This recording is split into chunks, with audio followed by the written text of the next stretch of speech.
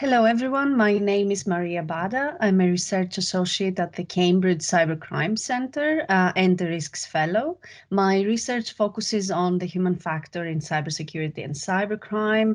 I have been looking at the social and psychological impact of cyber attacks on members of the public as a member of the National Risk Assessment Behavioral Science Expert Group of the Cabinet Office for a number of years now.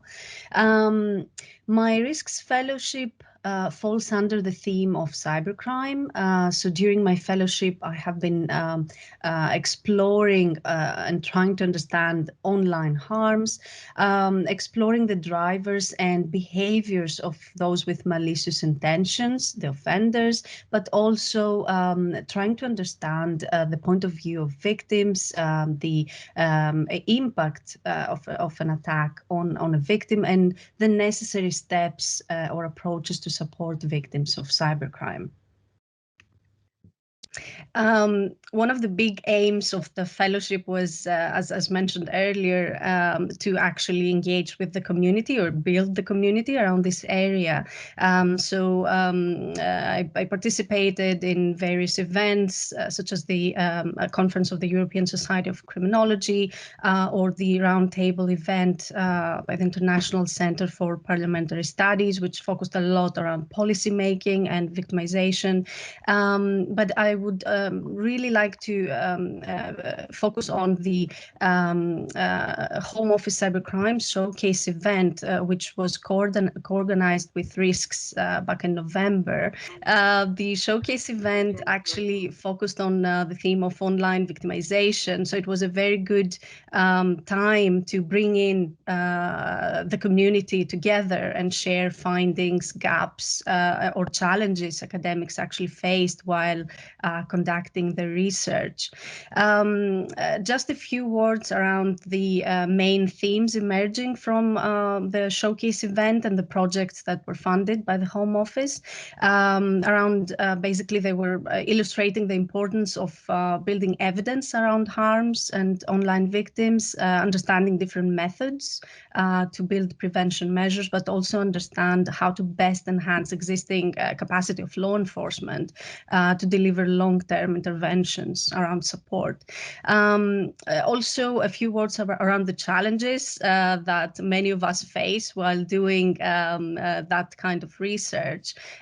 Basically, most of participants spoke about delays or difficulties in accessing data in order to conduct that kind of research, difficulty in recruiting businesses and securing victim interviews, and the lack of willingness of the private sector or social media companies to share data. Next slide, please. So that was actually a very good moment to bring in the community and discuss these challenges.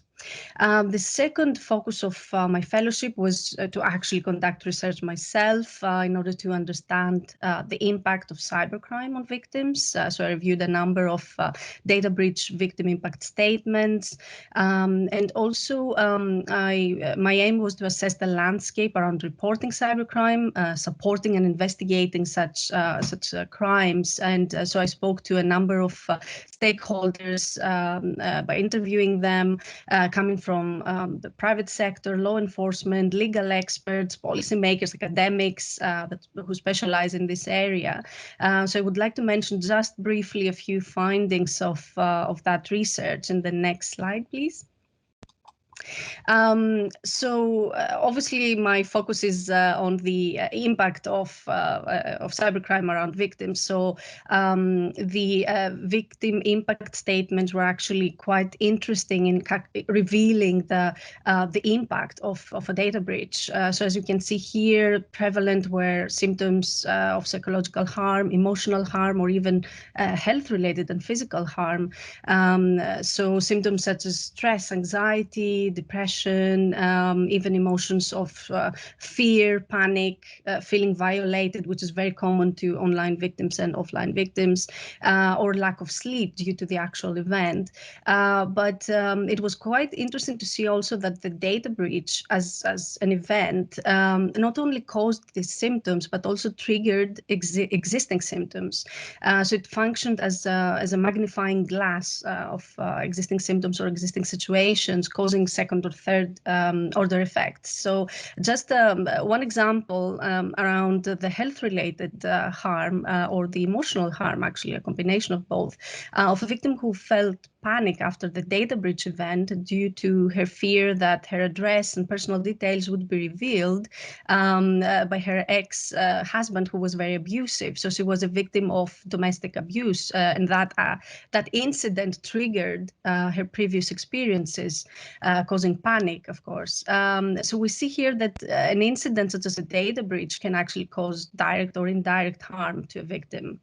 In terms of the results or findings from the interviews with different stakeholders around prevention and response, the findings actually stressed the lack of understanding of the barriers and facilitators for victim reporting, depending on the target group, depending on the sector, and also lack of training of law enforcement and judiciary.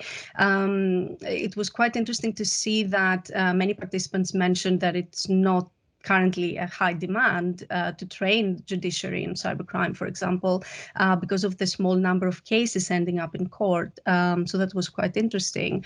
Also, the lack of standardized data collection was quite prevalent around online victimization, big differences at the local level, the type of data collected. So that's another interesting topic to moving forward to actually look at.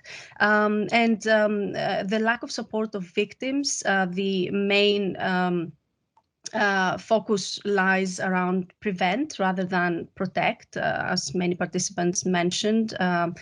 So again, that's a topic that needs to be considered. Next slide, please.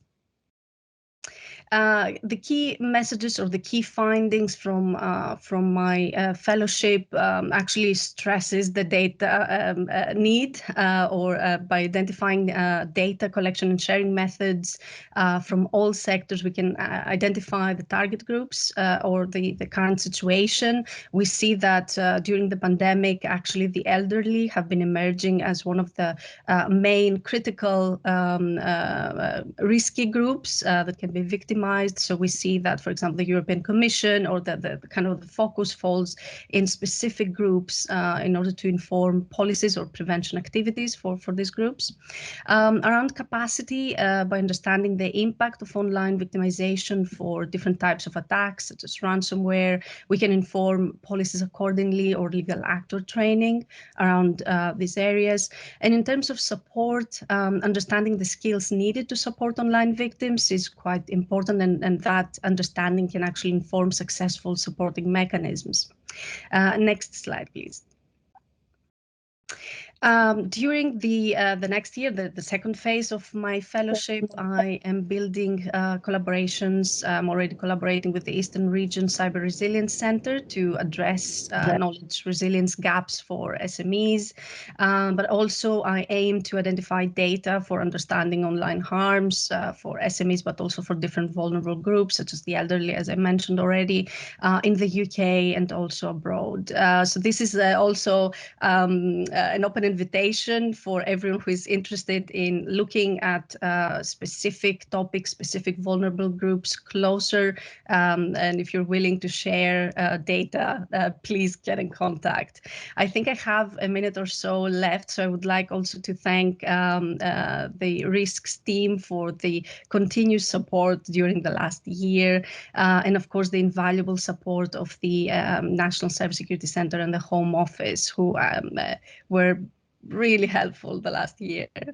Next slide. To find more, please visit the RISCS website, and please get in contact. The findings of my research will be published as a white paper on the website, but also will be published later this year in an academic journal. So yeah, please get in touch, and thank you.